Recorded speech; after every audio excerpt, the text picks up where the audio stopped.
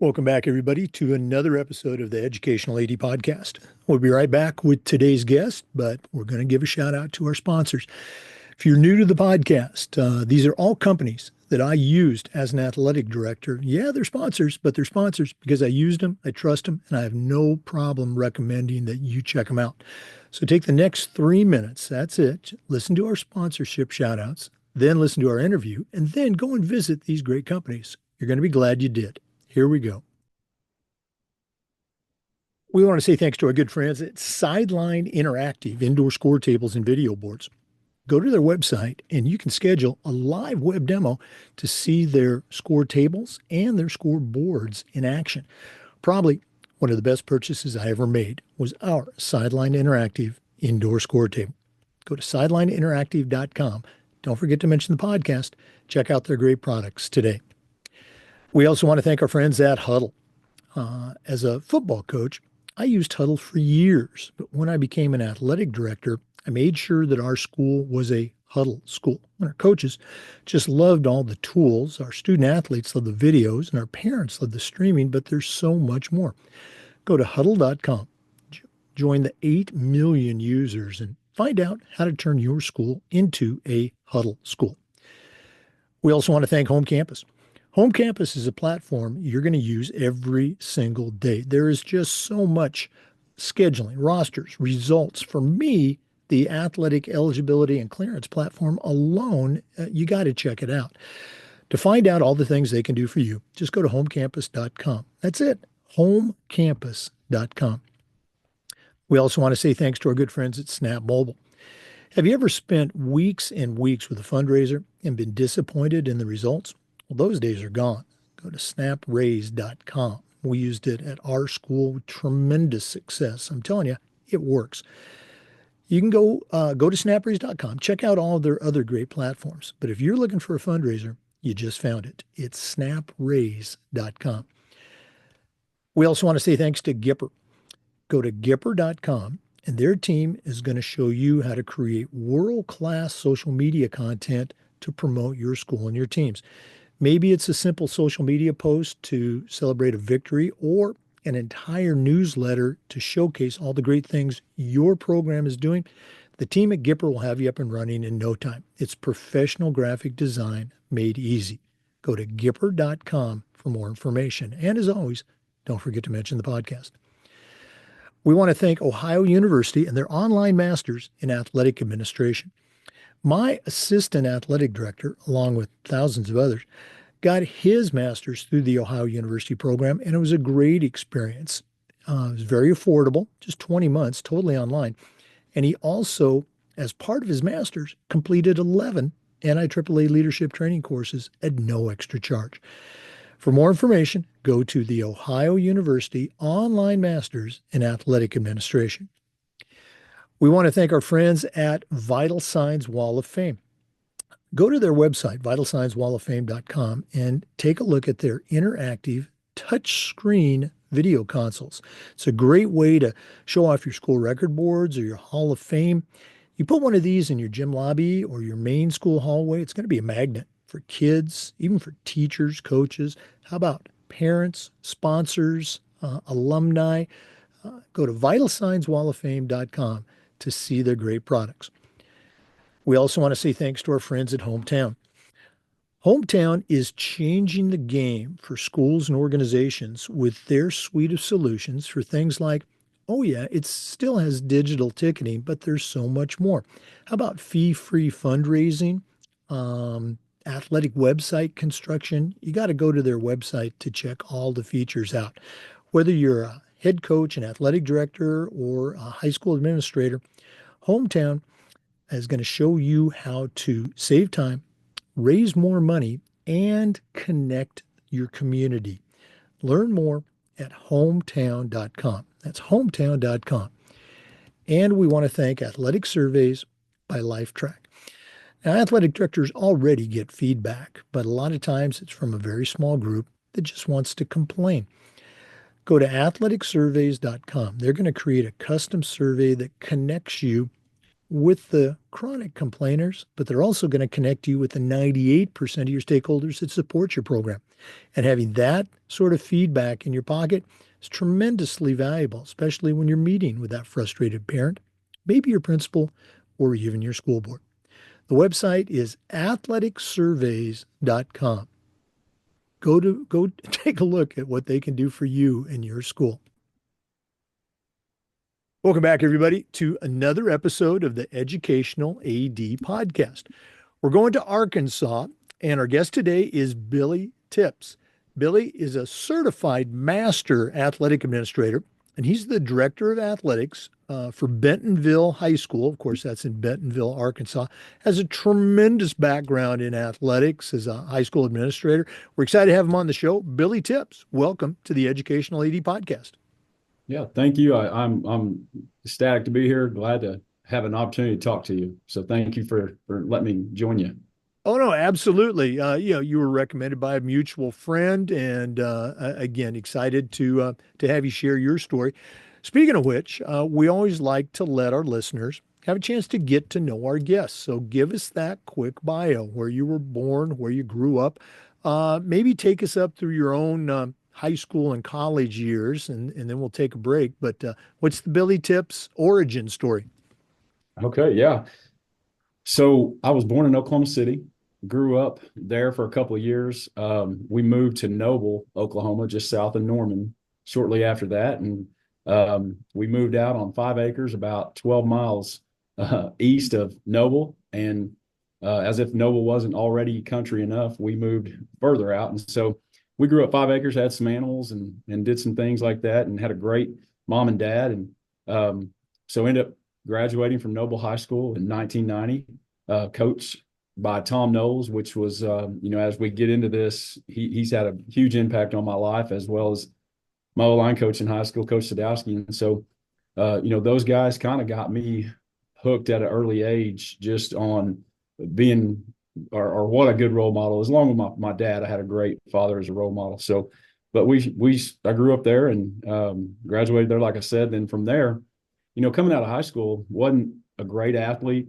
I was a big old kid, about 330 pounds coming out of high school. And Charlie Cowdery comes in from Southwestern College in Kansas and says to you, he's interested in us me and a friend of mine going and playing for Southwestern. And so, had he not walked in kind of there at the end of, it was late also, it was around February when we started talking. And if he hadn't walked in, I don't know what really I would have done, but he came in and just, I loved him from the day one. And he took a great interest in me and my family. And so I went up and played that football at Southwestern, had a great career for someone that really probably, starting out was underdeveloped and overweight. And so they just invested in me personally and professionally, I guess, if you will, and helped me get through college. And so I graduated there and got a few opportunities to go overseas and play football, and got a tryout that lasted about 60 seconds for the Carolina Panthers. And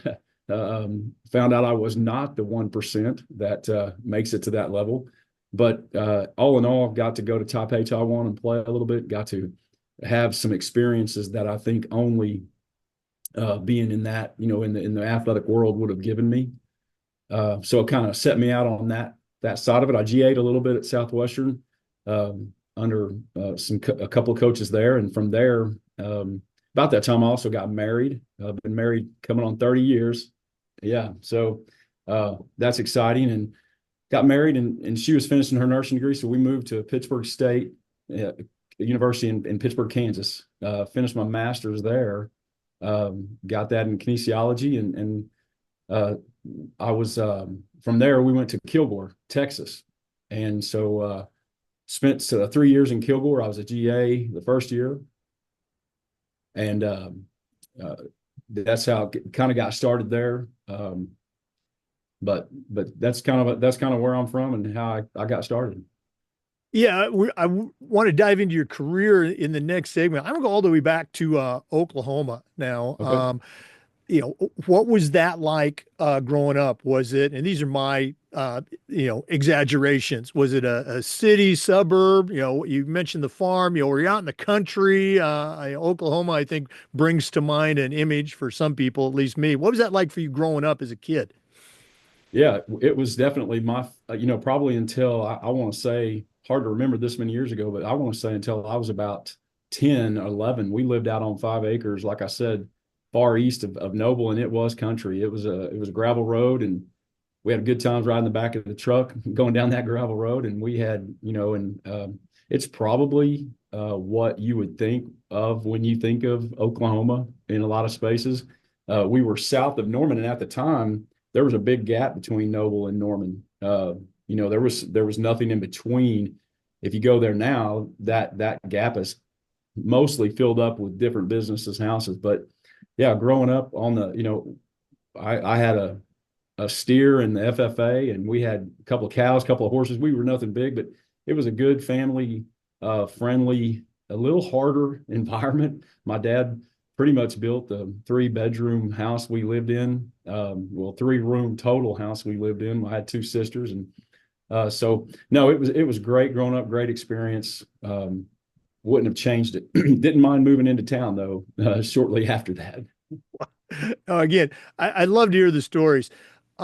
Your high school experience. Now you mentioned, big kid, big offensive lineman. Did you do other sports besides football? Oh yeah, back then, whatever was in season is what we did. And I went from football, even as big as I was, I played basketball until 10th grade, until I started noticing there's not many 6'4", 330 pound, foot basketball players. And so after 10th grade, I threw the shot and disc, did some powerlifting in that winter season. So I was always doing something. It was always football, basketball, or powerlifting, and then went straight to track. And then summer workouts, and then right back through it. Yeah, not many of us that I can remember back then specialized. Yeah. Oh no, absolutely. No, see, I was the opposite body size. I was 6'2", but my senior year I was like 155 pounds. And I remember I got to a small college, and the coaches goes, "We gave you a scholarship." Um, you mentioned your tryout with Carolina. I say, and it's completely true, injuries and a lack of talent kept me out of the NFL. What was that like for your 60 seconds? I mean, were you, just this wide-eyed free agent? Were you thinking, "Hey, I can play with these guys"? What are your memories of that time? Well, I'll tell you, I just got back from Taipei, Taiwan, and I went and tried out this. It was back then it was the UFL. Of course, there's a different UFL now, and this was what they were trying to do is take it and move it to kind of the Pacific Rim area in Taipei, and in Taipei they're more they're used to a little quicker game, soccer, things like that. So there's a little different rules, and we had to pass it more, had to you less time to huddle and move.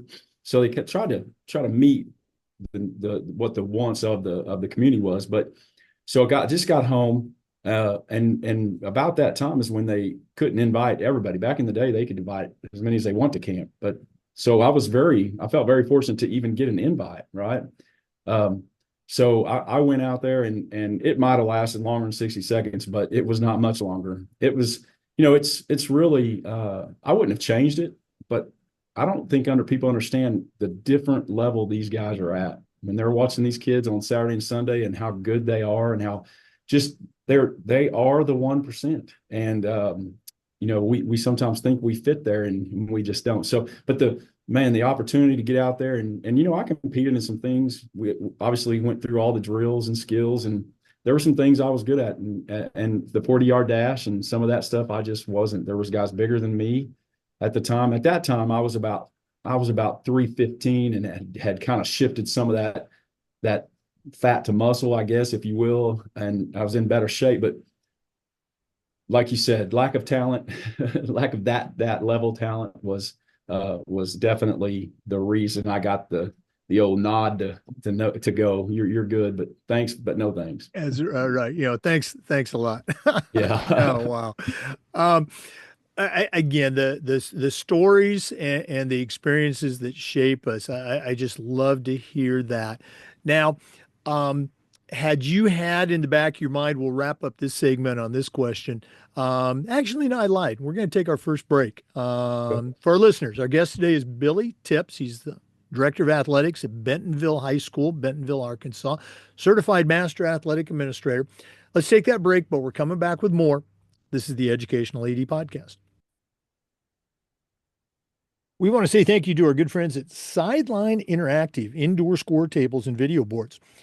Go to sidelineinteractive.com and you can schedule a live web demo and see their products in action. For me, one of the best purchases I ever made as an athletic director was our Sideline Interactive indoor score table. We use it for home games, of course, but we also used it for pep rallies, for signing ceremonies. Their products are just outstanding, and their customer service is almost instantaneous. Go to sidelineinteractive.com. Don't forget to mention the podcast, sidelineinteractive.com. We also want to say thanks to our friends at Huddle. You know, as a football coach, I used Huddle for years, but when I became an athletic director, I made sure that our school was a Huddle school. And our coaches just loved the tools that Huddle provided. Our student athletes loved the videos, and our parents loved the streaming, but there's so much more. Go to huddle.com. Join the 8 million users and turn your school into a Huddle school. That's huddle.com. Hey, we use Huddle. Every one of our programs here in Bentonville, well, majority of our ones that use that kind of video technology use the Huddle, and we really like it. We like the breakdown that it provides. We like the customer service. We have a guy, our rep, he answers the phone every time I call, and I call a lot because we have a big system going on here. And so we got these the updated cameras for a baseball, softball this year. Really are enjoying those. The only negative is it shows it so good you can see if it really was a ball or strike after the fact. So, but no, it's been a great program, and we're also a Gipper school. Gipper is something that we use. Our coaches and our district site ADs at each site, they do a great job of using Gipper and trying to promote our programs and sell our campuses and our athletes and our coaches, and so that's really good. And Sideline Interactive is something that we use at a previous school of mine. So yeah, I've been around the block with several of those. So we in really good programs, and technology really has changed the way, especially when you're talking Huddle. Back when I coached, we didn't have that sideline where you could watch it on TV. It's been long enough that I've been out of the game, and man, that could have been that's a game changer for sure. So, well, again, thanks for sharing that, Billy. And again, talking about Huddle, the baseball softball editions, just tremendous. I keep hearing coaches that just came in as I was retiring. I think my previous schools are using it now for baseball, softball, but our soccer coaches, our volleyball and basketball coaches. I'd love to walk through the gym. I say this all the time, but and see our volleyball coach with her cell phone out, programming the focus camera because she wanted to, videotape practice. Just yes, outstanding. And you heard me say about this, our Sideline Interactive indoor score table. It's just fantastic. We're going to talk yeah, about Gipper later, but thanks so much for sharing. yeah, For our listeners, our guest today is Billy Tips. He's a certified master athletic administrator, and he's the director of athletics at Bentonville High School in Arkansas. We're going to get to that in our next segment, but Billy, you were wrapping up, your experience, trying out post-college football. You mentioned you had a GA stint. Were you thinking all along that, hey, I'm going to be a coach and maybe an AD was in there, or did that just kind of fall together organically? yeah. I thought when I first went to college, I went as a business major. Quickly found out that that's really not something that I was interested in. So with the help of some of those coaches that I mentioned before, they kind of guided me toward maybe education, maybe teaching, coaching. And so, as those classes started to build throughout my college career, and I really did find that I enjoyed doing those things. And then my first, I got through playing one year and I didn't get to graduate till the following May. And so I GA'd a little bit there at Southwestern and really enjoyed the coaching side of it. So I think that's when it really hit me that, you know what, I think I like to coach and I would like to do this now. I wanted to do it at the college level. Uh, I'm just going to throw it out there. My dream job is the O-line coach at OU. That's a dream job. If somebody called me and said, you want to be the O-line coach at OU, I'm gone. You couldn't stop me. But that's kind of what I was thinking as that part of my career started to come together. Boy, for me, I was into, I thought I wanted to be a PE teacher and a coach. like you, I had some great coaches and mentors in high school. I never thought once about coaching at the college level as an undergrad. It didn't even enter my mind as a possibility. And then I ended up coaching collegiately for a number of years in the middle of my career. But again, I just love to hear the stories. Um, you mentioned you had a GA experience at Pittsburgh State, a pretty good level of football there. Um, what was it like as you were looking for that first, let's say, real job? Do you remember those times? Yeah, definitely. So I actually GA'd at Missouri Southern, but they did not have a master's program. So, what's funny is Pittsburgh State had a master's program, so I got my master's from there, but I drove over to Missouri Southern, which at the time and still today are pretty good rivals. So that was kind of fun, going through the season sitting next to the GAs at Pitt State, and I'm a GA at Missouri Southern. And obviously we had a good relationship, but we like to give each other a good hard time. And at a great level of football, for people that think it's D1 or bust, that Division II football, Division III football, NAIA football, it is some great football. But not to get into that, but yeah, GA in there gave me some valuable experience, and from there I just I started applying and using some of those contacts that I had through just some real early contacts that got me got a couple opportunities at different schools, and felt moving to Kilgore was the best move at the time. Now, as you got into, high school and coaching, you'd done the GA thing.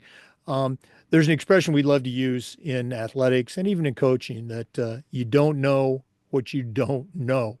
As you got into your coaching career early on, what were some things that you found out that you didn't know?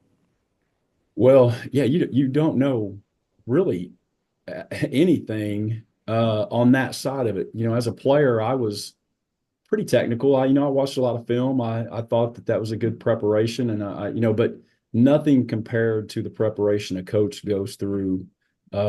Whether it's from just putting together the roster, you know, uh, jerseys and just everything behind the scenes, you don't really realize the administrative stuff that goes with the coaching profession.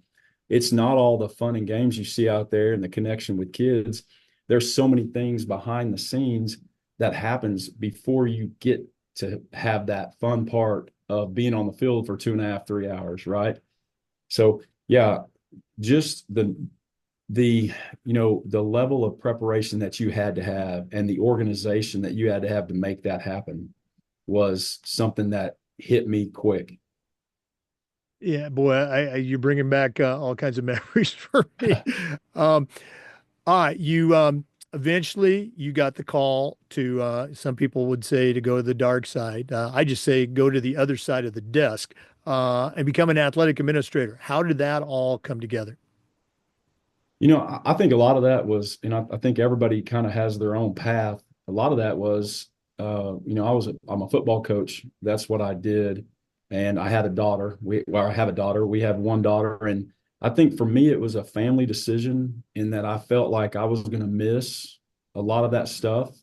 So on the personal side, that kind of drove me towards looking at administration. Not that you're not busy, because being an AD, you're 4 or 5 nights a week all the time, but you have some flexibility on where and win, and so as an AD for my daughter in high school, I was going to be at those events anyway. And so that was a good decision for me on the personal side. Professionally, I wanted to try to increase my impact. I thought, coaching for 16, 17 years, I have this impact on kids, which is by far the best relationship you'll ever have. Um, the connection I have with the kids that I coached still goes on today. We talk. I see them having kids. So being an administrator, you don't have quite that same connection, but you do have a further reach, or at least you feel like you do, because now you get to coach and you get to hopefully positively impact the coaches now, and that trickles down through several sports. And so when we have our first of the year professional development for our coaches, there's 185 coaches in there, and they all coach however many kids. And so hopefully the impact that you are having, you're multiplying that. So that's kind of what, after 15, 16 years, I felt like this might be the next step for me. Maybe I like it. And so and I'll tell you what you don't know about that is that it's a lot. You think you're working a lot as a football coach, and you do, but as an administrator, it's a lot, and it's sometimes not near as enjoyable. But things have to be done to continue to provide great experience for our kids. So yeah, that's kind of how the path started to light up for me, I guess, if you will. But you had great success as an administrator at Enid, and then you made the move to Bentonville. We're going to talk about that in our next segment. But as you were getting into the role of an AD, and you kind of alluded to it, you you don't have that immediate, that, let's say, primary connection with student athletes like you do as a coach. It just Right. doesn't happen. What were some things that you did to try and stay connected with the student athletes? Anything come to mind you can share? Yeah, so at my first administrator job ever was in Winfield, Kansas. I was the district AD 7 through 12. I was an assistant principal, and I was the offensive coordinator. So for the first 3 years of that, I was the offensive coordinator. So that made it really easy to develop some of those relationships. And so after I got out of that part, I had to figure out, I call it once removed. Like, as an administrator, you're once removed because you have the coach and then you have the administrator. And so what I did is I just went to the coaches and asked them if I could come and, every season when we started, hey, invite me to practice. Give me 30 seconds. All I want to do is introduce myself. I want to tell them I'm here for them. If you have this, that, and the other, whatever you need, that's why I'm here. Number one, I wanted them to know who I was because I'm around a lot, and I didn't want them thinking, who is this guy? And so I wanted them to know that I'm here trying to provide better whatever. If you guys have thoughts or ideas on how our program can progress, they have a voice, and I wanted them to know I was there to hear that. So I try to do that, try to get it. I try to be at every event. I try to be seen. I try to, fist bump kids coming off the court, tell them good job. When I see something outstanding, I try to point it out. So that doesn't always work. And as we move, the higher you get in administration, the further back you get actually from the kids. And so so you have to work at that. You have to think of ways. How do I get in front of these kids and talk to them? So still working on that. And I think every district has some different opportunities to do that. Yeah, it's such an important point. I remember, my first job as an AD, I was so concerned about, connecting and being there for the coaches that, I just, it hit me like a ton of bricks, maybe about 3 months into the job. Geez, I don't think I've talked to any kids lately. And so, Right. we say we're here for the kids. So absolutely, it's got to be intentional. Let's go and take another break. We're visiting today with Billy Tips. He's the director of athletics at Bentonville High School in Bentonville, Arkansas. We're coming back with more, so please stay with us. This is the Educational AD Podcast. We want to say thanks to our friends at Home Campus for their support. Home Campus is a platform that you're going to use every single day, whether it's scheduling, rosters, or results. For me, their athletic eligibility and clearance platform alone, you got to see it to believe it. And even if your state has a different platform for results and scheduling, you can still be a home campus school and take advantage of the eligibility and clearance platform. Just go to homecampus.com for more information. Mention the podcast, they'll give you a nice discount. That's homecampus.com. We also want to thank our friends at Snap Mobile. Have you ever spent weeks and weeks with a fundraiser and been disappointed in the results? Well, those days are gone.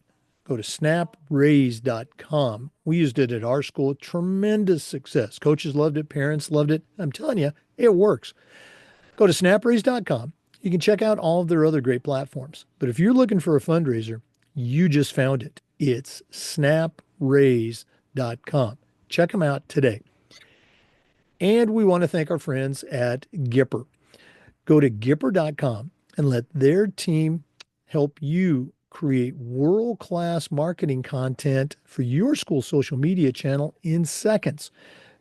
Gipper's used and trusted by over 20,000 high schools and colleges.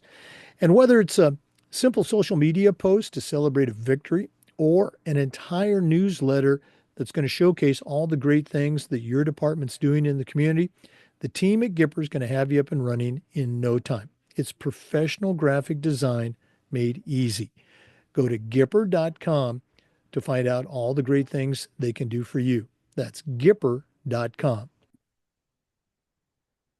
Welcome back, everybody, to the Educational 80 podcast. We're visiting today with Billy Tips. He is the district athletic director for the Bentonville School District. That's Bentonville, Arkansas. Billy, as I alluded to in the previous segment, you had tremendous success at your previous school. What what was there about the Bentonville position that attracted you? And now that you've been there for a little bit, what are some of the things that you're really proud of?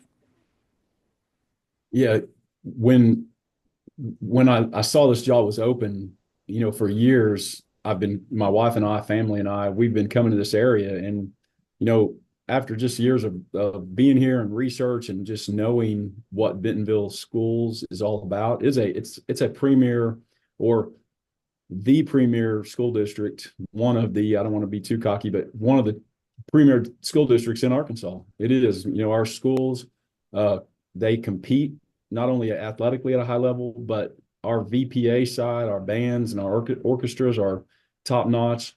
And then academically, we're number one, number two in the state all the time. And so, you know, you always want to be a part of the best. You want to see if you can do that. You want to contribute in some way. And so when this opportunity came up, I went for it. And honestly, I didn't know what kind of chance, because I didn't know who else. You never know who the pool of candidates you're going against. And so I just, what you do is you just put your best foot forward. You come over and you tell them what your plans are, and hope to make a positive impact on people. And so it worked out. We made the move over here, and I'll tell you what, I'm just proud to be a part of such a great program. Our leadership I've been, really fortunate to be a part of about 3 or 4 really good school districts, and our leadership here is top notch. Our superintendent is one of the best I've ever been around. She is hardworking and sets the tone from the morning time till evening. And so, but she's also very aware of the importance of extracurricular activities. And I think that's the biggest key for athletic directors, VPA directors, is everybody understanding the role that we play in the schools, and the important role to the academic success. We're not just extra. The culture of the building depends a lot on your culture of your athletic and arts programs. And so very proud to be a part of that. Just being here, I'm ending my second year, done a lot of connecting with our coaches. The coaches here are exceptional. They do a really good job, very prepared. I go out and I really enjoy going to practices and seeing that happen. And so just really proud to be a part of that, and trying to, like I said, contribute in a way and support our coaches and our kids in any way possible. So, um, you know, my goal here, and as a district AD, we talked about there's a difference. I've always been a district AD, but this is my first two high school district position. So, my job's a little different. And now I'm not just once removed, I'm twice removed because I'm at the administration office, right? And so now I've got to really be intentional about getting off to the campuses, and not only to see the coaches, but to see the kids. I can't sit over here at the admin office and make an impact. So, figuring that role out that's an ever-changing role. How do I get out? How do I make that impact? How do they feel supported? Am I getting in their ear? Am I showing up to enough practices? Do they see me being supportive and things? And so, one of the things that I really am a professional development hound. And so, I try to send out, I just started this maybe 3 months ago, but I send out a kind of it's really just a document that has a bunch of resources, and I try to change it once a month. And so it's easy for our busy coaches to just click on, man, that's a great article, maybe a podcast to listen to, or maybe a book that I've read that might help them. But it's just a real easy link instead of them having to go and research. So proud of starting that, and then just hopefully keeping this system going. The AD prior to me coming here did a great job, and then what I want to do is just continue to grow it in a great way. You bring up a great point. We ask this quite a lot. You came in, you were not some rookie, hot shot. You were established coach, administrator, but you're coming into a program that's had considerable success. So balancing things that you had done in the past that you knew worked, coming in with fresh eyes, but not wanting to come in, like the proverbial bull in a china shop. How did you, I guess, introduce yourself to the coaches, to the culture, and when there was something that you really felt in your heart, hey, we can do a better job with this. What was your process for introducing it? I know that was a long question, but does that make sense? Oh, yes, sir. I'll start with, you know, when I've changed, this is my third district as an AD, and when you go in, I think you kind of have to assess, do a lot. It's a lot of assessing. Some programs, that you need to come in and make changes, and the specific areas, and it doesn't take long to get to see that. When you come into a place that's very successful, wherever that's at, I think you have to come in kind of quietly. Obviously you introduce and you talk to coaches, but I just tried to, my whole first year was just getting to know coaches, getting to know programs, just sitting back and watching how they practice, watching how they work, I think, again, just being there. I'm always at an event. I try to get to as many practices. I try to talk to coaches, try to get there. And this is a big, we've got a big district. I've got about 185, 190 coaches, give or take, that I want every one of those to know that I'm there for them. And that's difficult. So, just trying to get out to campuses, go to practices and see them. So I think that was the first year. Now that I have that, moving to the second part of your question, how do you, I think that you look at things just individually. First of all, you never want to say the sky's falling if one system has it, or one part of your system has it. This could be tweaked. And so I think I try to individualize the teams, go to the coach and say, hey, what do you think about this? And you just introduce maybe a concept, or like I said, maybe you send them something that you think might be helpful to them. Maybe send them an article, and you don't even mention anything about it, and maybe they get the drift, or maybe, so I think it's and I think also you got to develop that relationship with each person, and you got to find just like when you coach, right? You can't coach all 5 of your linemen the same way, right? The expectation's the same, But to get each one of them to meet the expectation, you've got to maybe, some of them you're going to have to pat on the back more. Some of them you can be stern with, and then everything in between. So I think adults are the same way. They want to be talked to professionally. They want to know that they're important and that they matter. And that's the one thing I really want our coaches to understand is they matter to me. This is not a job to me. It's a way, it's a way I live. I look forward to coming to work every day. I look forward to working with them. So I want them to see that. And so when there is something that needs to be corrected, I hope that relationship is there first and we can correct it together. Oh yeah, it's building those relationships. Great. That was a master class for our listeners on how to come into a new situation. Billy, we're going to do this at the end of the podcast, but if one of our listeners wanted to reach out, pick your brain a little bit more, or just add you to their network, what's the best way that they can get a hold of you? My email here at school is probably the best way. Of course, on my email, there's my phone numbers everywhere on our website. All right. So yeah, I have no problem sharing my phone number. Some people don't like giving their personal number, but I think in a position like this, that's what you took the position knowing the responsibility. So my phone number's there. My email would be a great way to get a hold of me. All right. And for our NIAAA members, Billy's information's in the NIAAA membership directory. So Yes, sir. we're going to take another break. I know that's shocking to our regular listeners, but we are coming back. So please stay with us. This is the Educational AD Podcast. We want to say thank you to Vital Signs Wall of Fame for their support. If you're looking for a really cool way to display your school record boards for all the teams, for all the different events, or show off your school's Hall of Fame, go to Vital Signs Wall of Fame and check out their interactive touch screen. That's right, touch screen video consoles. You put one of their units in your gym lobby or your main school hallway, it's going to become a magnet for kids, for coaches, for teachers. How about sponsors and alums? You really have to see them to believe them.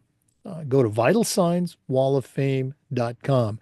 Check out their great products today. vitalsignswalloffame.com. We also want to thank our friends at Ohio University and their online masters in athletic administration.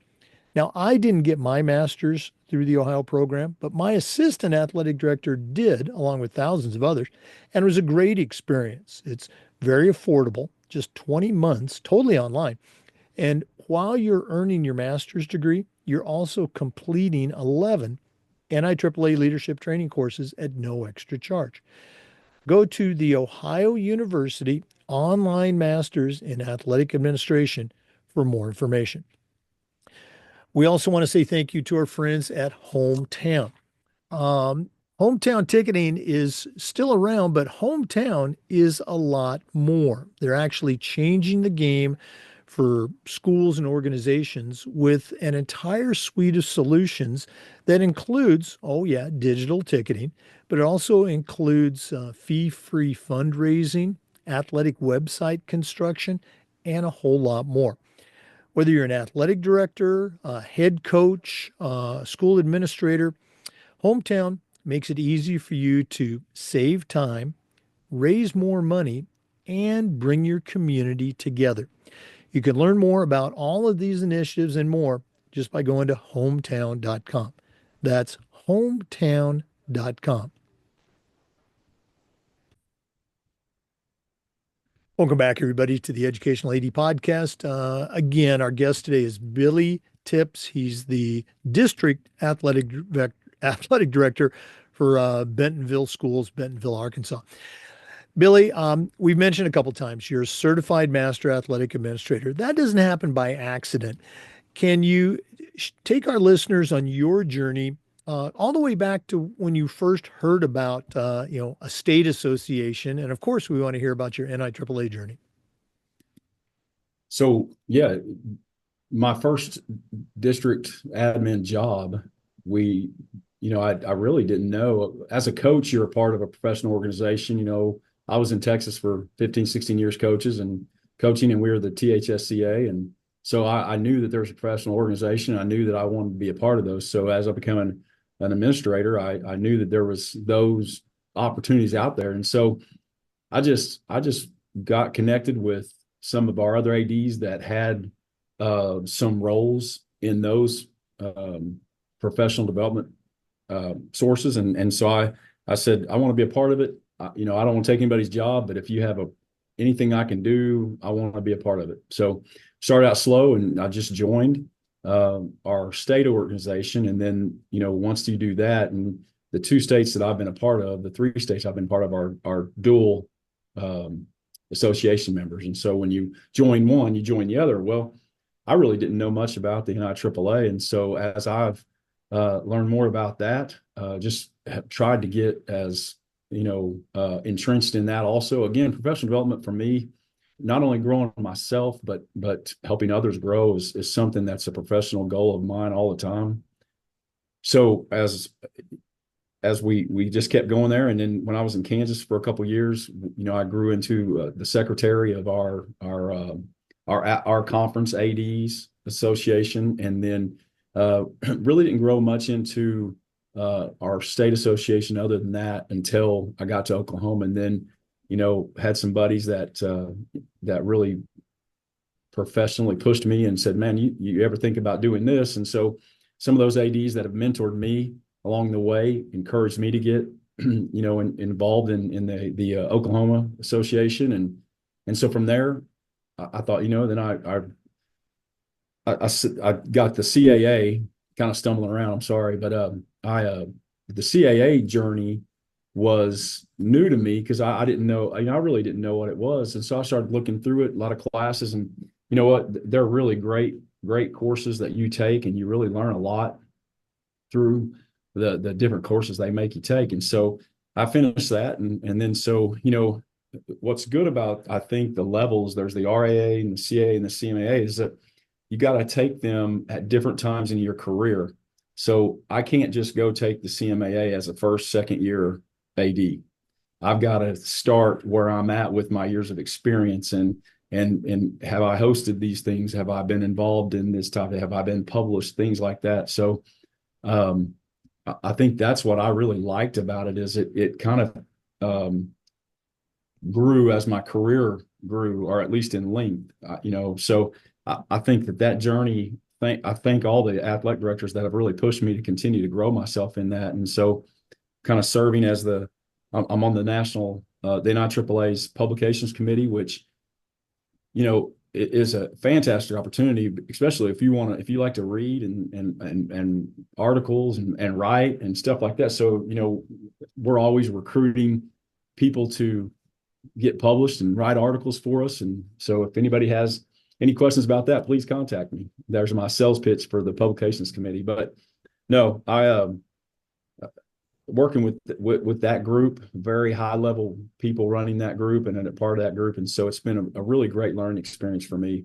The CMAA, you have to do a project, if you will, and something that we were doing at the school, and it's really, every project probably is something you're already doing as an AD, and you just get to put that together in a project or a paper, and then present it to your group there at the NIAAA. And so for mine, it was something that we were doing in Enid, and it really was just a great experience for me to be able to present that to them and see the impact that it was making at our school. Because once you put it in paper and you have to look at it, you're like, this really is doing some good stuff. It really is impacting some people. So. Well, I'm glad you shared your journey. Now you're making me ask, share with our listeners, what was your CMA project and how did you choose to present it? Did you do, I call it old school, the written paper, or did you do the presentation option? Well, I chose the paper just because at the time it was kind of right there. I want to say it was right there during COVID, maybe right after it. And so, it was obviously online, but I had a lot of conversations with a member of the NIAAA that they connect you with. And so there was a lot of conversation about it. You can't just write the paper, and, there's not just the paper. You have to present it to somebody, whether it's person or two people. But I had a lot of conversations. They had a lot of questions about it. we were doing something out in Enid that had to do with some tradition that Enid had, and um, we really started pushing that. The Plainsman tradition. They read a I guess it's a poem, and so we went through that poem and we circled 7 words that we wanted our athletics, our programs, our students to exemplify those words. And so pride, and words like that. And so we asked our coaches to really focus on that. And that was the focus of every team out there. And it started, we put it up on the wall and then in the gym. And then all of a sudden the principal bought in and he put it on the wall in the cafeteria. And it really started to make a difference. You could see the culture that was changing in the lunchroom, not just in the hallways and not just on the fields. And so it was a really good, program that we started out there. It was good. We enjoyed it. Yeah. Now, again, for our listeners, Billy just did a great job of explaining that process. If you are on your journey with the NIAAA, maybe you have taken a few courses, maybe you've got your CAA, we want you to keep taking those courses. We want you to continue to add to your toolbox, if you will. And every single state has a certification coordinator and an LTI coordinator. So if you have questions, reach out within your state. You can also reach out at the national level. There's a national certification committee. I served on that for many years. I still help people with preparing for the CAA exam and with their CMAA project. And we talked about the 2 different styles. I did the written option myself when I did my CMAA a long time ago because that was the only option, and it was great. I really enjoyed it. Now there is a second option where you can present your project. Typically, it's in a PowerPoint, but you're going to tell the story about your project, who it impacts, what your school's like, get some feedback from community stakeholders. But it's a great experience. I recommend it highly. Um, Looking at Billy, looking at your district and your 2 high schools that you are over. I think athletic directors love to do professional development, but sometimes it's a challenge. What are some things that you do with your ADs and your coaches in the area of professional development? Yeah, so I'll start at the beginning of the year. We have our district is really, we're lucky. They give us last year they gave us a full day, 6 hours to do our beginning of the year professional development, and so we cover the 14 legal duties. We cover just the array of duties that coaches and expectations and things like that, and so that's how we start. And then throughout the year, I try to, and this is again only my second year, and we had a sports performance coach come. We had a mental coach from the U of A come and talk to our coaches. I started sending out that little I don't know if you call it a newsletter or whatever you want to call it, but just a professional development thing that they can look and have access to. And so I think what I'm doing is just trying to continue to find interesting ways to send stuff or put stuff in front of coaches, put professional development opportunities in front of coaches that doesn't add a lot of work, right? They're very busy. It's hard to get them out of class. So we're not doing that. I don't want to meet them at 6 a.m. in the morning all the time. So I got to find ways to get it easily accessible to them and not add a lot of work on them. So, one thing I did in Enid, I'm very proud of, second to last year that I was there, we started a leadership summit, had some great speakers come in. It was about a 6 hour deal. So it wasn't all day. And we had different people from different, areas come in and present. I'd like to, at some point, get something like that going over here. And I will, just haven't got there yet, but we will. And so, I think offering those opportunities is what we try to do. And then we'll have an end of year, some type of professional development that kind of closes up the year. Well, I love it. Some great ideas. Billy, this has been great. Really appreciate you spending time today to share with our listeners. But we're not done yet. We always wrap up with a segment called the Athletic Director's Toolbox. Now, you certainly have shown our listeners you know your way around the world of athletics, but we're going to take a quick break here from Athletic Surveys. When we come back, I'm going to challenge you to send out a brand new athletic director on their very first job, but I'm only going to let you put 3 tools in their toolbox. So let's take that break, and when we come back, we're going to see what Billy Tips puts in his new athletic director toolbox. We'd like to thank Athletic Surveys for sponsoring the AD Toolbox segment. You know, athletic directors already get feedback, but a lot of times it's from a very small group that really just wants to complain. Athletic Surveys is going to connect you to that group so you can hear their issues and hopefully address them. But they're also going to connect you to the 98% of your stakeholders that support your program. And having that type of data, it's incredibly valuable, especially when you're visiting with that frustrated parent or maybe your principal or even your school board.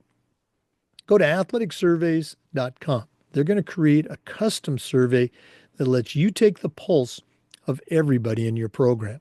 That's athleticsurveys.com. Check them out today. Well, it's that time of the podcast. We've been visiting today with Billy Tips. He's the district athletic director for Bentonville Schools. That's in Bentonville, Arkansas.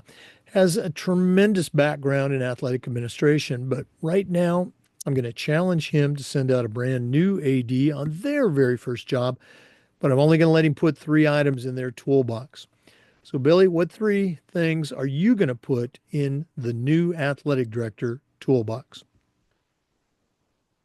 These are 3 that I try to, as I've moved or as I wake up daily, I try to hit these 3 either every day or somewhere in that week. So my first tool that I would say, and we hit on it earlier, is build relationships first. If you have any experience in coaching or admin or even in business, the relationships that you build will take you further than what you have to say or what you know. You have to build those relationships. Take the time to listen in those relationships, understand the needs, listen to hear versus listen to answer. I think that sets up the success for you. If people think that you're listening and hearing them, they will open up for some real